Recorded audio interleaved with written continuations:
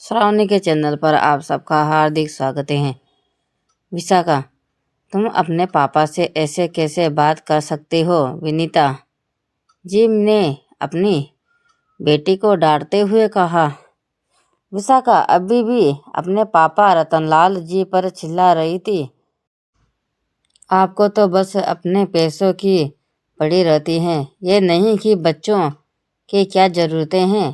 मेरी सारी friends luxury life जी रही हैं और आप बस एक ही रट लगाए हैं कि शादी के लिए पैसा इकट्ठा करना है। विनीता जी ने कहा। बस करो विशाखा, तुम्हारे सारे शौक तो हम पूरे कर नहीं सकते, अपनी हैसियत भी देखनी चाहिए। तुम्हारे पापा की नौकरी से जो कुछ बचता है उसमें तुम्हें हर महीने पॉकेट मनी मिल जाती है।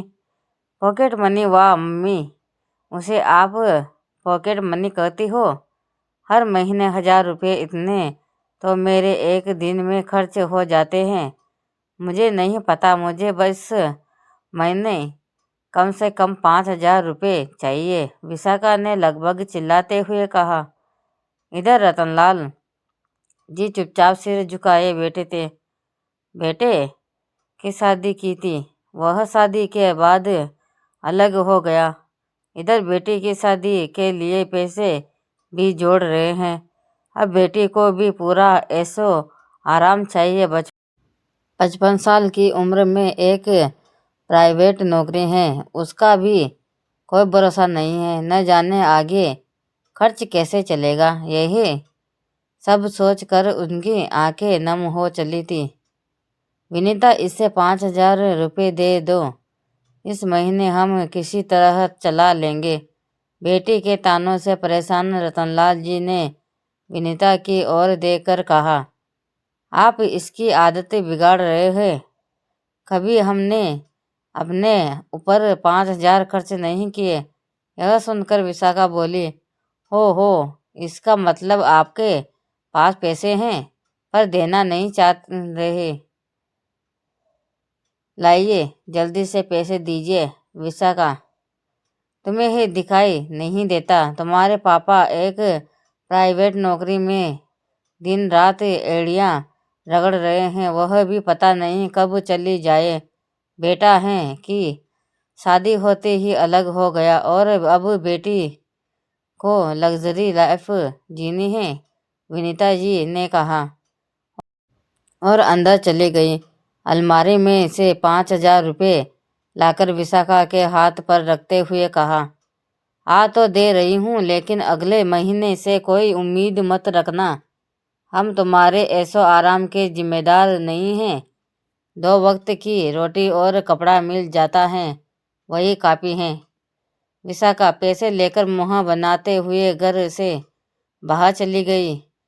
सुनो जी, कुछ अपने बारे में भी सोचो, अपने बुढ़ापे के लिए भी पैसा इकट्ठा करो, विनीता जी ने कहा। तो रतनलाल जी का दर्द उमड़ पड़ा।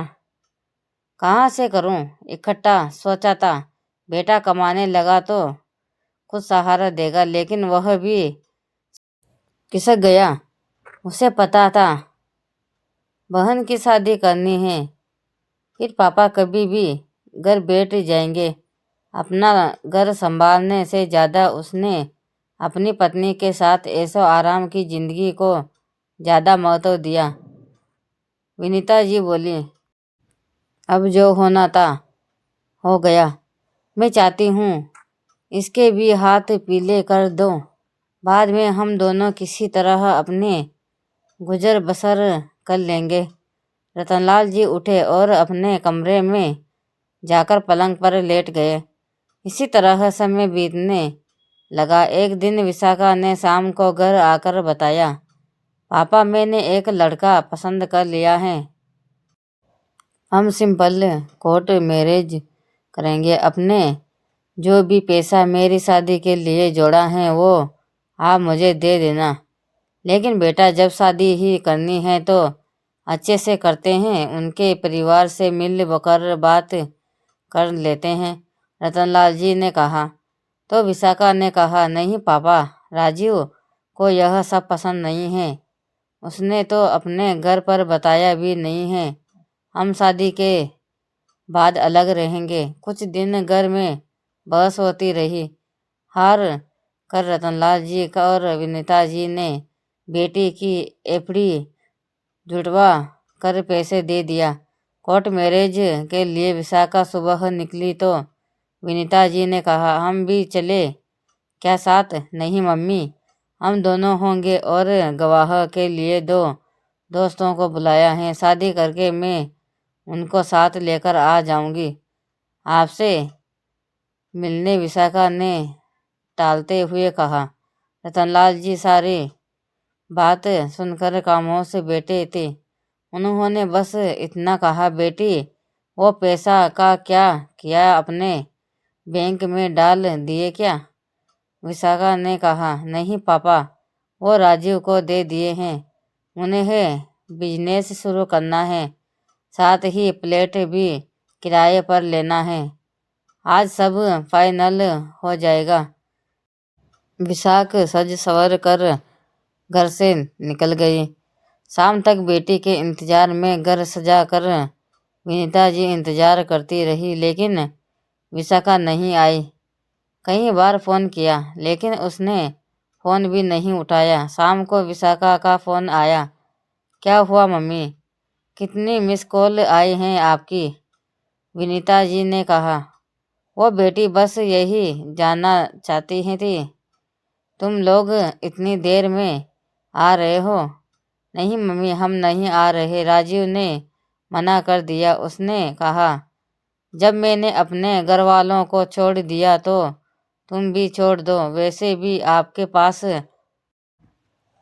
अब बचा ही क्या है देने को?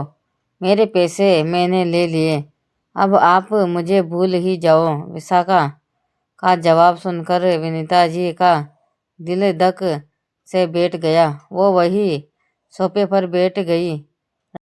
रतनलाल जी ने देखा तो जल्दी से पानी लाकर उन्हें दिया। पानी पीकर उन्होंने कहा, क्या इसी दिन के लिए औलाद को पालते हैं? बच्चों की खुशियों में शामिल होने का हमें कोई हक नहीं है क्या? सारा रिश्ता बस पैसों का ही है? रतनलाल जी के पूछने पर उन्होंने सारी बात बता दी। आज उनकी बेटी की शादी थी, जिसके लिए रतनलाल जी ने पूरा जीवन एक एक पैसा जोड़ा था। आज बेटी का जवाब सुनकर दोनों गम में डूब गए। आज घर में चूल्हा भी ठंडा पड़ा था, कुछ खाने का मन नहीं था। दोनों ऐसे ही सो गए। सोना भी क्या, दोनों एक दूसरे से अपने आंसू छिपाए अंधेरे में रो रहे थे। 1 सप्ताह ऐसे ही बीत गया। एक दिन उनका बेटा रवि घर आया और बोला, आप लोगों ने विशाखा की शादी कर ली और मुझे बताया भी नहीं। इतना पराया कर दिया कि मैं अपनी बहन की शादी भी न देख सका। वाह बेटा, बड़ी जल्दी याद आ गई बहन की शादी की। वैसे भी हम ही शादी में शामिल नहीं हुए तो तुझे क्या बताते? विनीता जी ने सारी बात बता दी। रवि ने तुरंत विशाखा को फ़ोन मिलाया। दूसरी ओर से किसी के रोने की आवाज़ आई। भाई, मैं बहुत मुश्किल में हूँ। राजीव मुझे धोखा देकर सारे पैसे लेकर भाग गया। मम्मी पापा को बताने की हिम्मत नहीं थी। मुझे आकर ले जा, मेरे पास किराए के लिए भी पैसे नहीं हैं। हम हनीमून के लिए शिमला आए थे, होटल वालों की पेमेंट करनी है। रवि ने सारी बात अपने मम्मी पापा को बताई और पैसों का इंतजाम करने जाने लगा तो रतनलाल जी ने कहा, रुक बेटा, पैसे हैं मेरे पास, चल हम भी साथ में चलते हैं। पता है तेरे पास? रतनलाल जी और विनीता जी को अब तक बेटी के व्यवहार से दुखी थे। बेटी पर मुसीबत का सुनहर उनका प्यार फिर से उमड़ पड़ा। सब कुछ भूल कर शिमला के लिए रवाना हो गए।